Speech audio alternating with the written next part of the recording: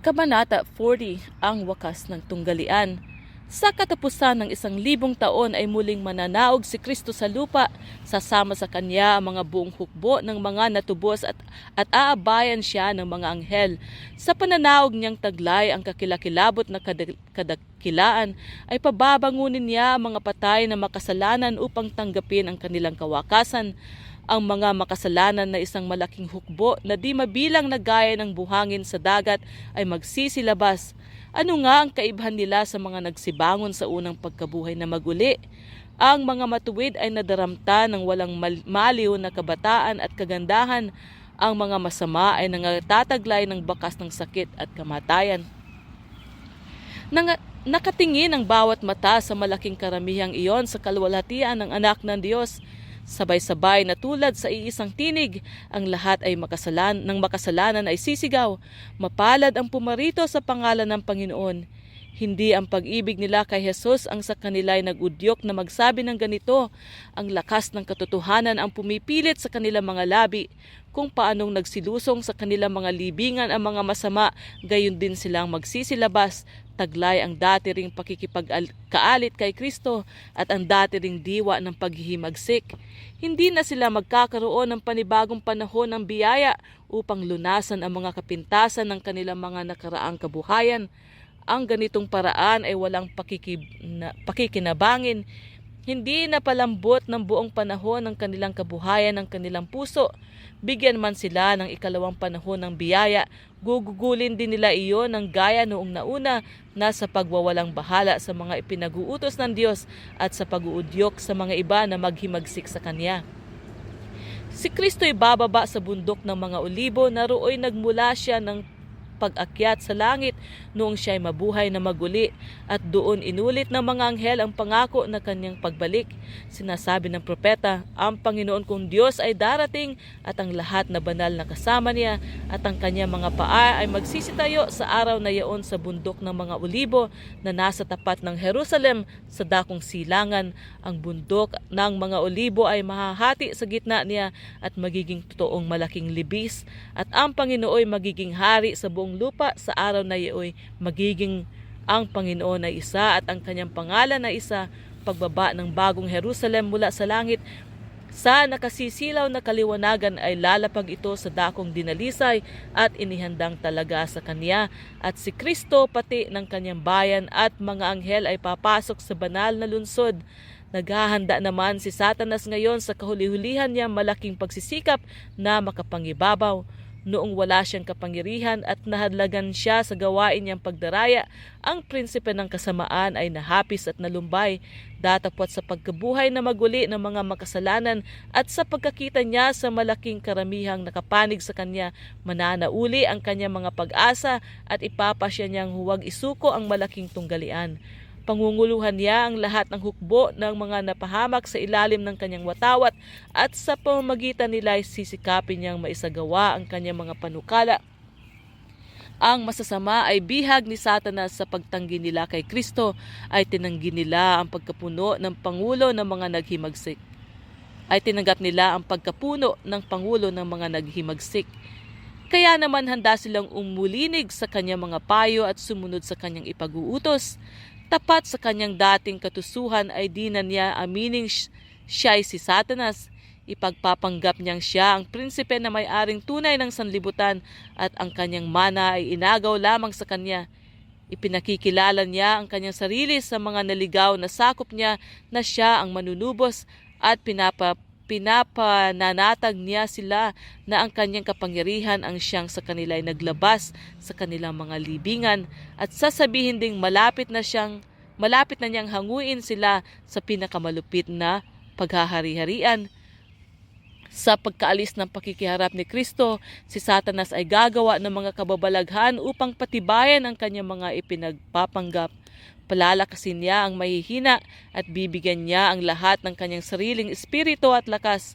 Babalakin niyang pangunahan sila upang lusubin ang mga kampamento ng mga banal upang maagaw nila ang bayan ng Diyos. Taglay ang tuwang demonyo ay ituturo niya ang di mabilang na karamihan na mga binuhay mula sa mga patay at ipahahayag niyang pagka siya ang nangulo sa mga ito maiwawasak niya ang bayan at mababawi niya ang kanyang luklukan pati ng kanyang kaharian. Duroon sa malaking kalipunang iyon ang maraming taong nangabuhay noong una bago dumating ang bahang gumunaw, mga taong matataas at may malalaking katalinuhan na dahil sa pagsunod nila sa mga anghel na nagkasala ay nangagtalaga ng buo nilang katalinuhan at kaalaman sa pagtatanyag ng kanilang mga sarili. Mga taong ang kagilagilalas na mga gawa tungkol sa sining ay nagag-udyok sa sanlibutan upang sambahin ang kanilang mga katalinuhan, datapwat ang kanilang kalupitan at masasamang katha na nagparumi sa sangkalupaan at sumira sa larawan ng Diyos ay siyang nagbuyo na lipulin sila ng Diyos sa sanlibutan. Doroon ang mga hari at mga general ng mga hukbo na tumalo ng mga bansa, matatapang na mga lalaki na hindi nadaig kailanman, mayayabang at masikhay na mga mandirigma na sa paglapit nila ay nanginig ang mga kaharian. Wala silang pagbabagong dinana sa kanilang pagkamatay. Sa paglabas nila sa libingan ay ipagpapatuloy nila ang takbo ng kanilang mga pag-iisip kung saan ito huminto. Uudyukan sila noong di pagnanasang makapanakop na naghari sa kanila noong sila'y nangamatay. Sasangguni si Satanas sa kanyang mga anghel at sa mga hari at sa mga mananakop at sa makapangyarihang mga lalaking ito. Titingnan nila ang lakas at dami ng nasa kanilang panig at ipahahayag nila na ang hukbong nasa loob ng lungsod ay maliit kung ipapari sa kanila at yaoy madali nilang magagapi.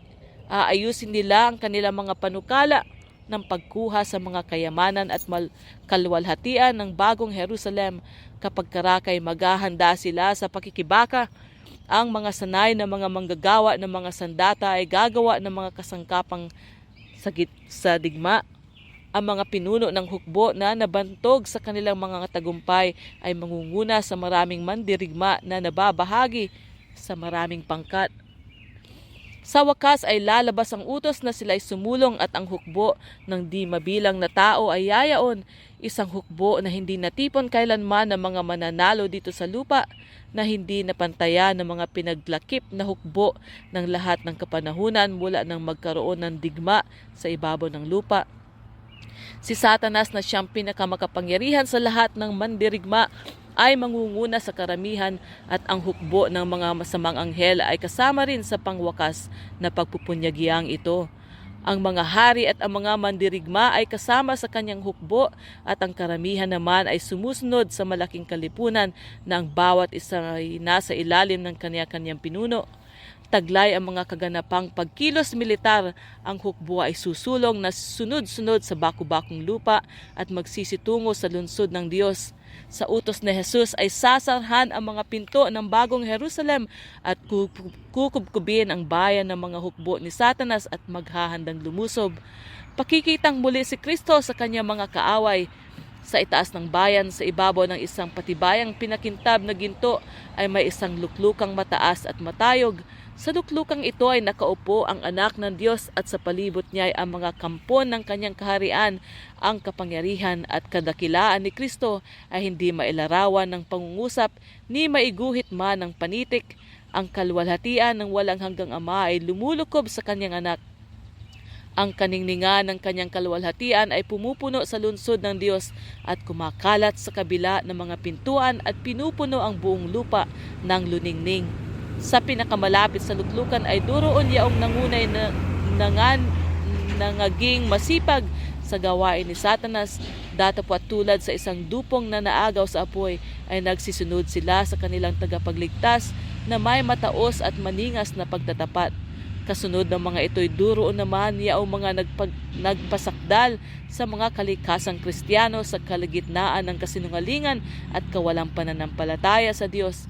Mga taong gumalang sa kautusan ng Diyos, bagaman ipinahayag ng buong sangkakristiyanuhan na ang mga ito'y walang kabuluhan, at duroon din naman ang mga angaw-angaw ng lahat ng mga panahon na pawang naging martir dahil sa kanilang pananampalataya.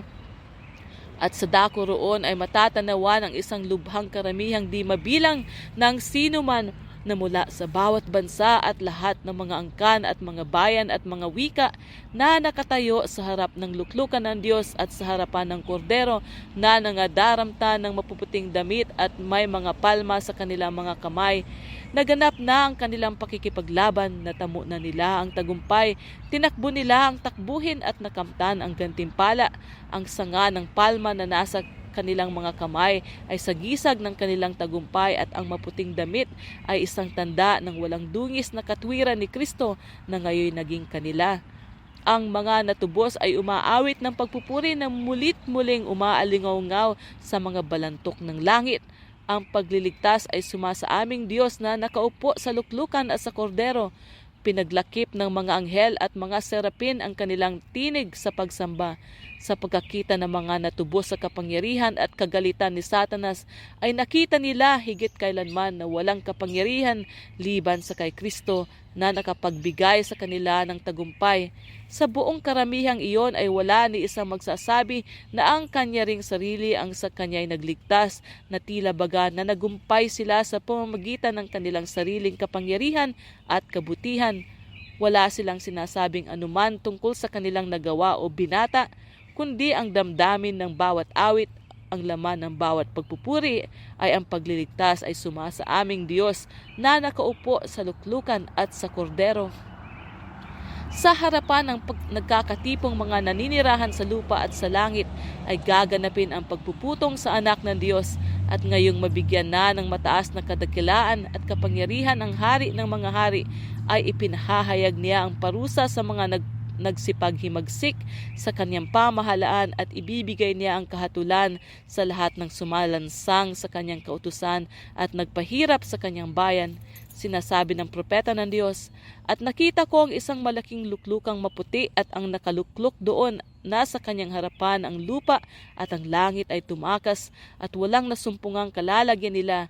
At nakita ko ang mga patay, malalaki at maliliit na nangakatayo sa harapan ng luklukan at nangabuksan ang mga aklat at nabuksan ang ibang aklat na siyang aklat ng buhay.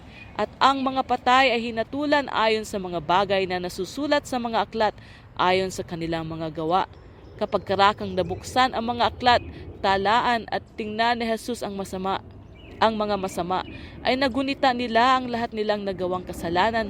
Nakita nila kung saan luminsad ang kanilang mga paa sa landas ng kalinisan at kabanalan, at kung hanggang saan dinala sila sa pagsuway sa kautusan ng Diyos ng kanilang kapalaluan at paghihimagsik. Ang mapanghibong mga tukso na kanilang sinang-ayunan sa pamamagitan ng pagkagumon sa kasalanan, ang mga pagpapalang binaliktad, ang paghamak sa mga sinugo ng Diyos, ang pagtanggi sa mga babala, ang mga alon ng awang hinadlangan ng matigas at ayaw magising ng mga puso, ang lahat ay mga hahayag na tulad sa nasusulat sa mga titik na apoy.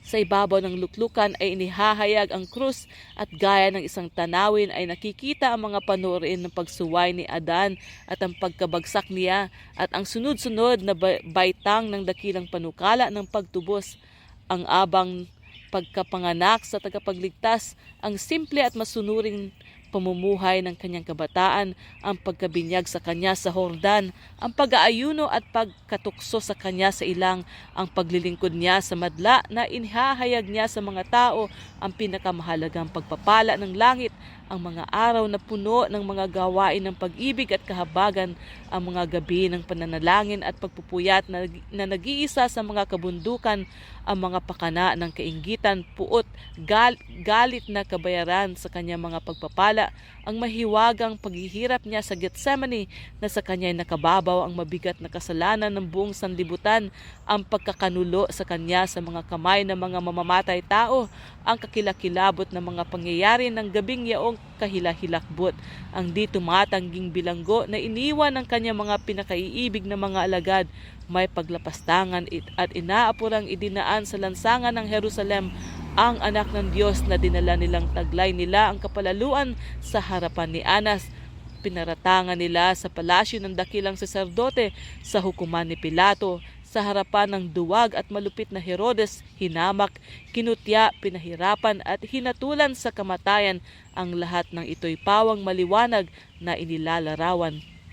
At ngayon, sa harapan ng nanginginig na karamihan ay inihahayag ang huling panuorin ang matiising nagbabata na naglalakad sa daang patungong Kalbaryo, ang prinsipe ng langit na nababayubay sa krus, ang mga palalong saserdote na ang nanunuyang mga tao na kumukutya sa huli niyang paghihirap, ang mga di karaniwang kadiliman, ang tumaas at bumabang lupa, ang mga gumuhong bato, ang mga nabuksang libingan na siyang tanda ng sandaling malugutan ng hininga ang manunubos ng sanlibutan. Si Satanas kasama ang kanyang mga anghel at ang kanyang mga nasasakupan ay walang kapangyarihang makaiwas sa larawan ng kanilang sariling gawa. Nagunita ng bawat gumawa ang kanilang naging bahagi. Walang kabuluhang nagtatago sila sa banal na karilagan ng kanyang mukha na lalong maluwalhati kaysa liwanag ng araw, samantalang inilalapag ng mga natubos ang kanilang mga putong sa paanan ng tagapagligtas na kanilang sinasabi, siya'y namatay dahil sa akin. Sa gitna ng katipunan ng mga natubos ay duroon ang mga apostol ni Kristo, ang bayaning si Pablo, ang mapusok na loob na si Pedro, ang minamahal at nagmamahal na si Juan, at ang tapat nila mga kapatid, at kasama nila ang isang lubhang karamihan ng mga martir. Samantalang sa labas ng kuta ng bayan, kasama ng lahat ng marumi at karumaldumal na bagay, ay duroon iyong mga nangag-usig, nangagbilanggo at pumatay sa kanila. Duroon ang mga pari at mga prelado na nagsipanggap ng mga sugo ni Kristo, gayon may nagsigamit ng pagpapahirap ng bilangguan at bibitayan upang masupil nila ang budhi ng mga tao ng Diyos. Totoong huli ng kanilang napag-uunawa na ang isang maalam sa lahat ay may panibughong nag-iingat ng kanyang kautusan at sa anumang paraay di niya aariing walang sala ang salarin. Napagkilala nila ngayon na si Kristo ay nakikiramay sa kanyang mga taong nagdanas ng kahirapan at mararanasan nila ang tindi ng kanyang mga pangungusap. Yamang inyong ginawa sa isa dito sa aking mga kapatid, kahit sa pinakamaliit na ito ay sa akin ninyo ginawa. Ang buong daigdig ng masasama ay magsisitayo sa harap ng hukuman ng Diyos upang sagutin ang paratang ng pagtataksil sa pamahalaan ng langit. Walang magtatanggol sa kanilang usap, wala silang maidadahilan, at ang hatol na walang hanggang kamatayan ay igagawad sa kanila. Maliwanag na ngayon sa lahat na ang kabayaran ng kasalanan ay hindi ang marangal na kalayaan at walang hanggang buhay, kundi pagkaalipin, kapahamakan at kamatayan. Nakikita ng mga masama kung ano ang inalis sa kanila ng kanilang kabuhayang mapaghimagsik. Ang lalo't lalong higit na walang hanggang kaluwalhatian ay kanilang hinamak ng idulot sa kanila, datapwat ngayoy lubhang kanasa-nasa. Ang lahat na ito, ang sigaw ng waglit na kaluluwa ay nangatamo ko sana, ngunit pinili kong malayo sa akin ang mga bagay na ito. O nakapagtatakang kahalingan, aking ipinagpalit ang kapayapaan, kaligayahan at karangalan sa kaabahan, sa kadustaan at sa pagkabigo. Nakikita ng lahat na ang pagkawaglit nila sa langit ay karapat-dapat sa kanila. Sa pamamagitan ng kanilang mga kabuhayan ay ipinahayag nilang ayaw namin kami pagharian ng Jesus na ito. Tulad sa namamalikmata, makikita ng mga masama ang pagpuputong sa anak ng Diyos. Sa kanyang mga kamay ay makikita nila ang mga tapyas na batong kinasulatan ng banal na kautusan, ang palatuntunang kanilang pinalibhasa at sinalansang. Nasasaksihan nila ang pagbulalas ng paggigilalas, pagkatuwa at pagsamba ng mga naligtas, at sa pagkarinig ng karamihang nanga sa labas ng bayan sa laganap na alo ng himig, silang lahat ay sabay-sabay na nagsipagsabi, mga dakila at kagilagilalas ang iyong mga gawa, O Panginoong Diyos na makapangyarihan sa lahat, matuwid at tunay ang iyong mga daan, ikaw na hari ng mga bansa, at sila'y magpapatirapa upang sambahin ang prinsipe ng buhay. Parang nawawala ng lakas at pakiramdam si Satanas sa pagkakita niya sa kaluwalhatian at kadikilaan ni Kristo. Siya na minsay isang kerubing tumatakip ay nakaalaala sa lugar ng buhat. Dooy nahulog siya. Isang seraping nagniningning, anak ng umaga, kay laking pagbabago, kay laking pagkababa. Sa sanggunian noong unay pinararangalan siya, ay di na siya kasama magpakailanman. Nakikita niya ngayon ang isang nakatayo sa tabi ng Ama na naglalambong sa kanyang kaluwalhatian. Nakita niyang inilagay ang putong sa ulo ni Kristo ng isang anghel na mataas at may dakilang pakikiharap, at nalalaman niyang ang mataas na katungkulan ng anghel na iyon ay naging kanya sana. Sa pagtunghay ni Satanas sa kanyang kaharian at sa bunga ng kanyang pagpapagal ay wala siyang nakikita kundi ang pagkabigo at kawakasan. Pinapaniwala niya ang karamihan ng madali niyang makukuha ang lungsod ng Diyos. Datapwat nakikilala niyang yaoy karayaan lamang. Mulit-muli sa gitna ng malaking tunggalian ay nagapi siya at napilitan siyang sumuko. Alam na alam niya ang kapangyarihan at karangalan ng walang hanggan. Ang layunin ng bantog na mapaghimagsik sa mulat-mula pa ay ang ariing matuwid ang kanyang sarili at patunayan na ang pamahalaan ng Diyos ay siyang dapat managot sa nangyaring paghihimagsik. At sa ikatutupad ng adhikang ito ay iniuubos niya ang kanyang kapangyarihan at malaking katalinuhan. Siya ang gumawa buong ayos at buong katalinuhan at inakbayan siya ng kahangahangang pananagumpay. Naakay niya ng ang lubhang karamihang nakipanig sa kanya sa malaking tunggaliang malaong panahong nagpatuloy. Libu-libong taon na may karayaang ipinahayag ng Pangulong ito ng paghihimagsik na katotohanan ang kasinungalingan. Datapwat dumating na ang panahon na kailangang tapusin ang himagsikan at ihayag ang kasaysayan at likas ni Satanas. Sa kahuli-hulihan niyang pagsisikap na alisin si Kristo sa kanyang luklukan, lipulin ang kanyang bayan at sakupin ang lungsod ng Diyos, ang punong magdaraya ay lubusang nahahayag. Nakita ng mga nakisama sa kanya ang ganap na pagkabigo ng kanyang gawain, na malas ng mga alagad ni Kristo at ng mga tapat na anghel ang buong karayaan ng kanyang mga pakana laban sa pamahalaan ng Diyos. Siya'y kinasusuklaman ng buong sanlibutan. Nakita ni Satanas na ang kusa niyang paghihimagsik ay hindi nagpaging dapat sa kanya sa langit. Sinanay niya ang kanyang mga kapangyarihan na makipagdigma sa Diyos. Ang kalinisan, kapayapaan at kaayusan ng langit ay magdudulot lamang ng malaking kahirapan sa kanya. Ang mga paratang niya laban sa kahabagan at katwiran ng Diyos ngayon ay tahimik na. Ang kakutiang sinikap niyang ibabaw kay Jehova ay lubusang napababaw sa kanyang sarili. Lumuluhod si Satanas at ipinahahayag niyang matuwid ang hatol ng Panginoon. Bagaman napilitan si Satanas na kumilala sa katarungan ng Diyos at yumuko sa kataasan ni Kristo, hindi rin nabago ang kanyang likas. Ang diwa ng paghihimagsik gaya ng isang malakas na agos ay muling bumulalas. Sa kanyang hibang na kagalitan na ipinasya niyang huwag padaig sa malaking pakikilaban. Dumating na ang panahon ng pangwakas na malaking pakikipaglaban sa hari ng langit. Madali siyang pumagitna sa kanyang mga sakop at kinilos niya sila ng kanyang sariling puot at agad pinahahayo sa pakikibaka. Datapwat sa di mabilang na angaw-angaw na nadaya niyang maghimagsik ay wala ni isa mang kumilala sa kanyang pamumuno. Nasa wakas na ang kanyang kapangyarihan. Ang masasama ay inaalihan ng puot na gaya ng umali kay Satanas laban sa Diyos. Datapwat na pagkikita nilang walang mararating ang kanilang pagsisikap at talagang hindi sila mananaig kay Jehova. Ang kanilang puot ay nagliyab laban kay Satanas at sa mga ginamit niya sa pagdaraya, at taglay ang galit na tulad ng sa demonyo ay sila ang kanilang hinarap. Ganito ang sabi ng Panginoon, "Ipinahamak kita, o tumatakip na kerubin mula sa gitna ng mga batong mahalaga. Aking inihagis ka sa lupa, aking inilagay ka sa harap ng mga hari upang kanilang masdan ka. Sinupok ka at pinapaging abo ka sa ibabaw ng lupa sa paningin ng lahat na nanganunood sa iyo. Ikaw ay naging kakilakilabot at ikaw ay hindi na mabubuhay pa. Sa masama ay magpapaulan siya ng mga apusilo, apoy at asupre, at nag-aalab na hangin ay magiging bahagi ng kanilang saro. Ang apoy ay bababang mula sa langit buhat sa Diyos. Ang lupa ay bubuka, ang mga sandatang nakatago sa kanyang mga kalaliman ay lalabas. Namumugnaw na apoy ay sisiklabo sa bawat bitak. Ang malaking bato ay magliliyab. Dumating na ang araw na magliliyab na gaya ng isang hurno. Ang elemento ay mapupugnaw sa matinding init at ang lupa, pati ang mga gawang nasa lupa ay matutunaw parang isang maluwang na dagat-dagatang apoy.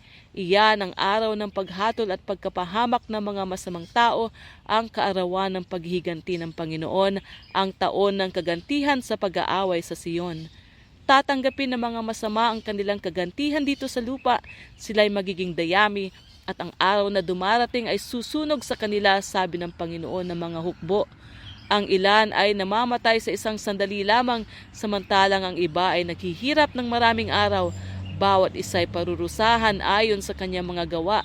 Pagkalipat kay Satanas ng mga kasalanan ng mga matuwid, siya ay pahihirapan hindi lamang dahil sa paghimagsik niya, kundi dahil sa lahat ng kasalanang ipinagkasala niya sa mga tao ng Diyos. Ang parusa sa kanya ay malaki, ang kahigitan kaysa sa mga dinaya niya. Pagka namatay na ang lahat ng napahamak dahil sa kanyang mga daya, ay buhay pa rin siya at magbabata pa. Sa mga apoy na maglilinis ay malilipol sa wakas ang mga masasama. Ugat at sanga ni si Satanas ang ugat, ang mga nagsisunod sa kanya ang mga sanga.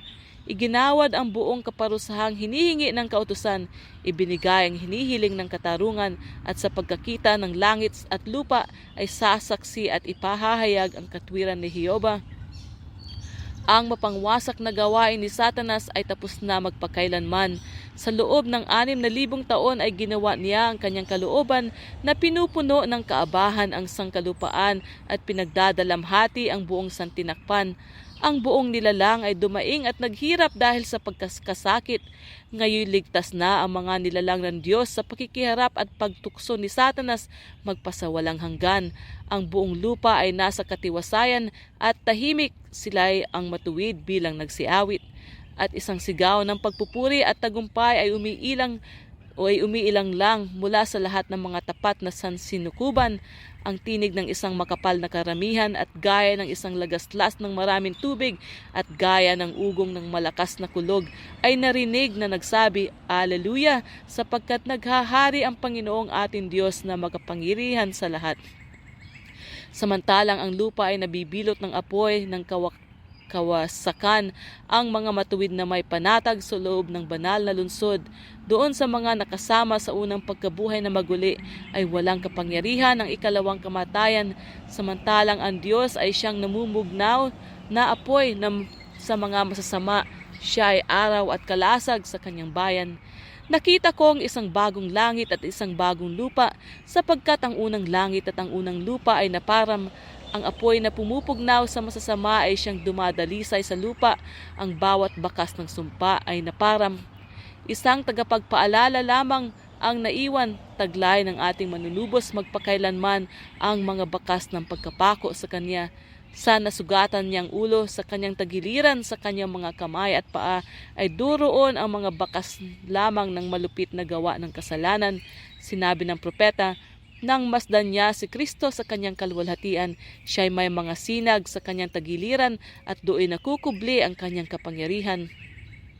Sa inutos na tagiliran na binukala ng kanyang dugo na nagpakasundo sa tao sa Diyos ay naroon ang kalwalhatian ng tagapagligtas. Doon nakukubli ang kanyang kapangyarihan, makapangyarihan upang magligtas sa pamamagitan ng haing pangtubos. Kaya't siya ay malakas upang magsagawa ng kahatulan sa mga humamak sa habag ng Diyos. At ang mga tanda ng kanyang pagkaalipusta ay siya niyang pinakamataas na karangalan sa buong panahong walang katapusan. Ang mga sugat na tinamo niya sa Kalbaryo ay magpapakilala ng kanyang kapurihan at pagpapahayag ng kanyang kapangyarihan. Ang lupang ibinigay sa tao noong una upang maging kaharian niya na kanyang ipinagkanulo sa mga kamay ni Satanas at malaong iningatan ng makapangyarihang kaaway ay isnauli ng dakilang panukala ng pagtubos. Ang lahat na iwinaglit ng kasalanan ay isinauli sapagkat ganito ang sabi ng Panginoon na nag-anyo sa lupa at gumawa niyaon na kanyang itinatag at hindi niya inilikha na sira kanyang inanyuan upang tahanan. Ang dating balak ng Diyos sa paglikha niya sa lupa ay matutupad kung gawin na niya ito na walang hanggang tahanan ng mga natubos. Mamanahin ng matuwid ang lupain at tatahanan doon magpakailanman. Ang pangambang baka mapaging napakamaterial ng mamanahin sa hinaharap ay siyang nakaakay sa marami upang gawing espiritual ang mga katotohanang nag-aakay sa atin upang ipalagay nating ito'y ating tahanan. Tiniyak ni Kristo sa kanyang mga alagad na siya ay nagpunta roon upang ihanda sila ng kalalagyan sa tahanan ng kanyang Ama. Yaong mga nagsisitanggap sa itinuturo ng salita ng Diyos ay di lubos na mawawala ng kaalaman tungkol sa tahanan sa langit. Gayunmay hindi nakita ng mga mata at di narinig ng tainga na ni hindi pumasok sa puso ng tao anumang bagay na inihanda ng Diyos sa kanila na nangagsisiibig sa Kanya. Di sapat ang pangungusap ng tao upang ilarawan ang ganti sa mga matuwid. Yaon lamang mga makakakita ang maaaring makaalam nito. Walang isipan ng tao ang maaaring makaunawa ng kaluwalhatian ng paraiso ng Diyos. Sa banal na kasulatan, ang mga mana ng mga maliligtas ay tinatawag na isang lupain. Doon ay aakayin pastor na tagalangit ang kanyang kawan sa mga bukal ng tubig na buhay. Ang punong kahoy ng buhay ay mumumunga bawat buwan at ang mga dahon niyaon ay sa ikabubuti ng mga bansa.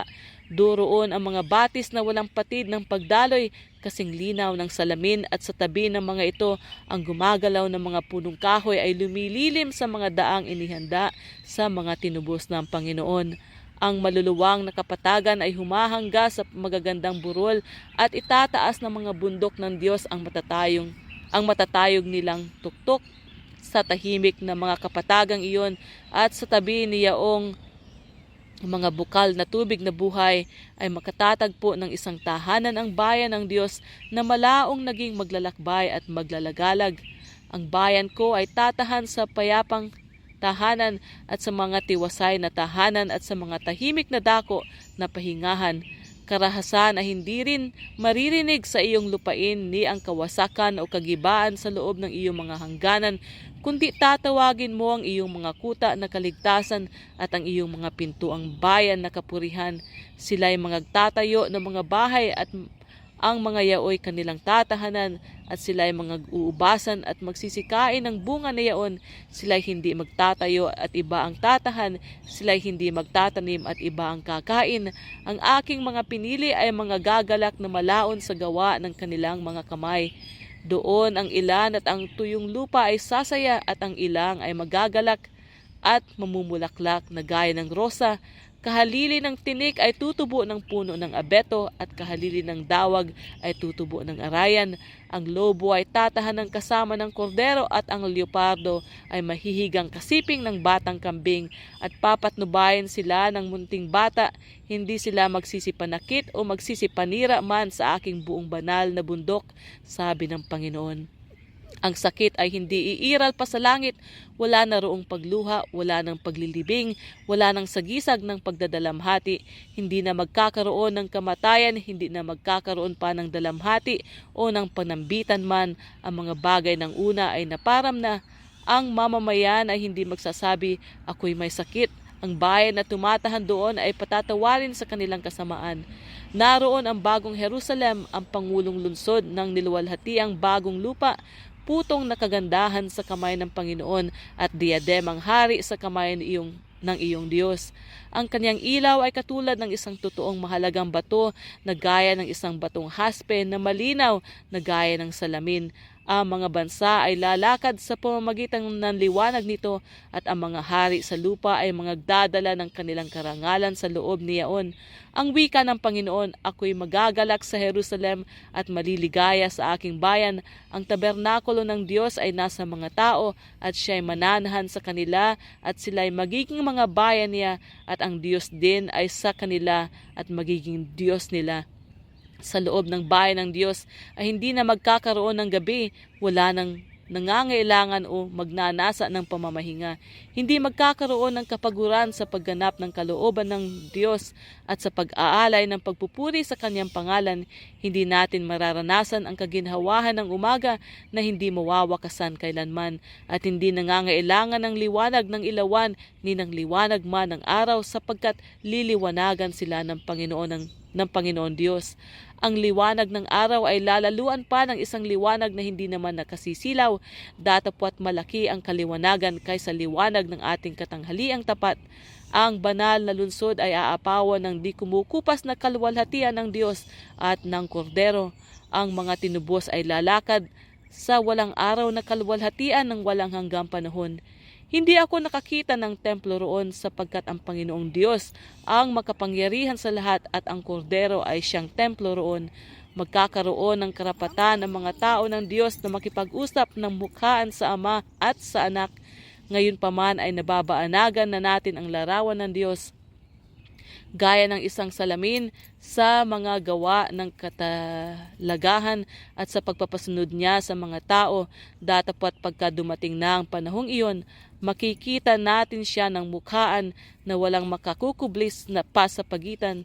Tatayo tayo sa kanyang harapan at makikita natin ang kaluwalhatian ng kanyang mukha. Doon ang mga natubos ay makakikilala gaya naman ng pagkakilala sa kanila. Ang mga pag-ibig at mga pakikiramay na itinanim ng Diyos sa kaluluwa ay makakasumpong doon ng pinakatunay at nakaliligayang pagsasagawa. Ang dalisay na pakikisama ng mga banal, ang maayos na pakikisama ng mga pinagpalang anghel sa mga nangagtapat sa lahat ng kapanahunan na nangaglaba ng kanilang damit at pinaputi sa dugo ng Kordero, ang banal na pagsambang nakatatali sa buong sambahayan sa langit at sa lupa. Ang lahat ng ito'y tumutulong sa pagbubuo ng kaligayahan ng mga natubos. Tuoy bubulay-bulay ng walang paglipas na mga pag-iisip na may walang pagkupas na kagalakan, ang mga kahangahangang kapangyarihan ng paglalang, ang mga hiwaga ng tumutubos na pag-ibig. Wala na roong malupit at marayang kaaway na manunukso pa upang limutin ang Diyos. Ang bawat bahagi ng isipan ay mapauunlad, ang bawat kakayahan ay mapapalago. Ang paghangad ng kaalaman ay di makapapagod sa pag-iisip ni makapanghihina man sa kalakasan. Ang pinakamalaking pinapanukalang gawain ay maaaring isakatuparan at mayroon pa rin mga bagong matataas na hangaring aakyatin, ang mga bagong katakatakang hahangaan, mga bagong katotohanang uunawain, mga bagong bagay na makakatawag sa mga kapangyarihan ng pag-iisip ng kaluluwa at katawan. Ang buong kayamanan ng santinakpan ay pawang bubuksan upang pag-aralan ng tinupos ng Diyos. Mga dinatatalian ng kamatayan ay magsisilipad silang walang kapagalan sa ibang malalayong sanlibutan, mga sanlibutang kinilos ng kalungkutan sa pagkakita nila sa kaabaan ng tao at umaalingaw-ngaw sa mga awit ng kagalakan sa pagkabalita sa isang kaluluwang natubos. Taglay ang di mabigkas na kagalakan. Ang mga anak ng lupa ay makikisama sa kagalakan at kaalaman ng mga nilalang na di nagkasala.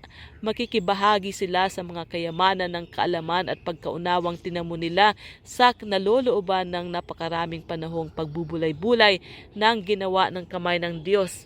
Sa pamamagitan ng walang ulap na paningin ay mamamasdan nila ang kalwalhatian ng nilalang, mga araw at mga bituin at mga kaayusan.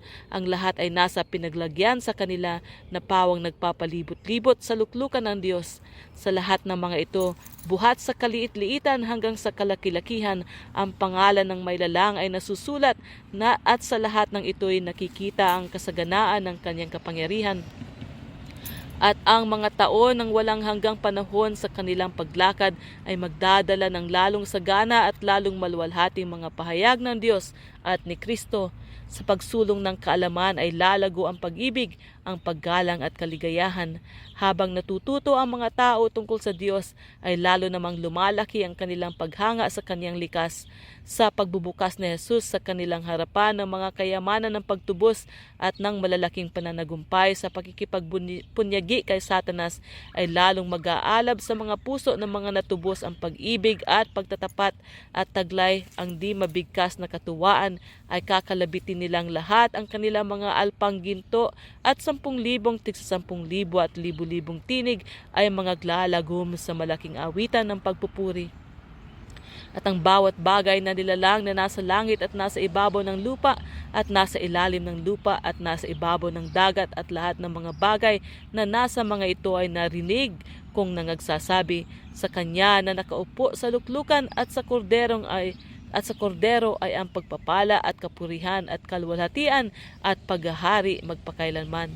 Natapos ang malaking tunggalian, wala na ang kasalanan at makasalanan, malinis na ang buong santinakpan, iisang tibukin lamang ng pagkakaisa at katuwaan ang naghahari sa buong nilalang. Mula sa kanya na may lalang sa lahat ay dadaloy ang buhay at liwanag at kaligayahan sa buong kaharian ng walang hanggang kalawakan.